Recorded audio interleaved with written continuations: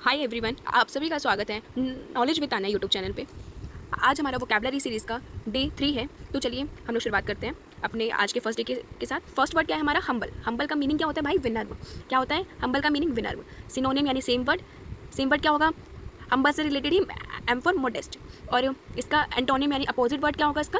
Proud. Proud यानी कि हिंदी में हम लोग कहते हैं इसको घमंडी। ओके, अब इसी से रिलेटेड सिनोनियम जो है वो है एक तो मीक, हम्बल से रिलेटेड ही मीक, और आपका अनअज्यूमिंग। क्या? आपका अनअज्यूमिंग।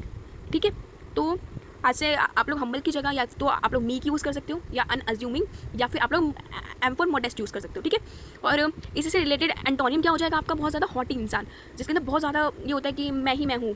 ठीक है, और एरोगेंट। ठीक है, 16 वर्ड क्या है हमारा? इनोसेंट। ठीक है, निर्दोष। और इसका सिनोनिम यानी सेम वर्ड क्या हो जाएगा इसका? गिल्टीलेस। और इसका एक और सिनोनिम हो सकता है हार्मलेस। और एंटोनियम क्या है इसका भाई? गिल्टी, यानी कि दोषी इंसान।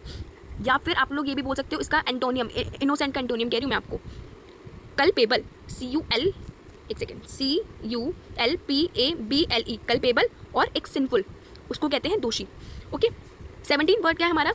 वो है लॉयल, यानी कि हिंदी में इसको कहते हैं वफादार इंसान। सिनोनियम यानी सेम वर्ड इसका फेथफुल या फिर डिवोटेड भी कहते हैं हम लोग इसको। ठीक है, और एंटोनियम डिसलॉयल इंसान। क्या? डिसलॉयल। और इसका एंटोनियम एक और बहुत अच्छा है, ट्रेचियस। क्या? ट्रेचियस इंसान, जो कि वफादार बिल्कुल भी नहीं होता है। ट्रेचियस। ठीक है, ट्रेचियस की स्पेलिंग ये होती है। अब क्या है हमारा 18th? प्रीशियस, यानी कि बहुत ज़्यादा हमारे लिए क्या? कीमती। प्रीशियस यानी कि कीमती। सिनोनियम क्या हो जाएगा इसका? वैल्यूएबल या फिर प्राइसलेस। ठीक है, और एंटोनियम क्या हो जाएगा इसका? वर्थलेस। ठीक है, क्या? एकदम चीप, वर्थलेस या फिर अनवैल्यूएबल चीज़। ठीक है, अब हमारा क्या है 19th वर्ड क्या है हमारा? रैपिड। रैपिड यानी कि आपका तेज़, और इसी का ही सिनोनियम वर्ड क्या हो जाएगा आपका? स्विफ्ट। एंटोनियम क्या हो जाएगा आपका? स्लो। ठीक है, और कल मैंने आपको जो है स्लो से रिलेटेड कल एक वर्ड और कराया था, स्लगिश। स्लगिश को भी अपने जो है एक बार आप लोग दिमाग में रखना। और स्लगिश भी है और ग्रेजुअल। क्या?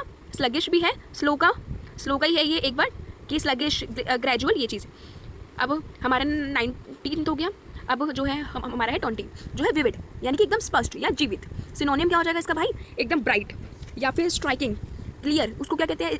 ये सारे स्ट्राइकिंग हो गया आपका, ब्राइट हो गया और आपका क्लियर हो गया। ये सब क्या है? हमारे विविड के सिनोनियम है। और एंटोनियम यानी कि इसका एंटोनियम क्या हो गया? एकदम फीका, यानी कि DULL, डल। ठीक है, अब हमारा लास्ट वर्ड क्या है आज का? अडेप्ट, यानी कि बहुत ज़्यादा कुशल। अपनी किसी भी चीज़ में क्या होना? स्किलफुल होना। क्या होना?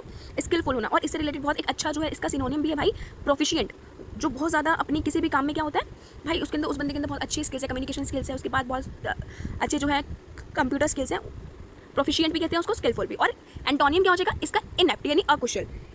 इनेप्ट और इनकॉम्पिटेंट।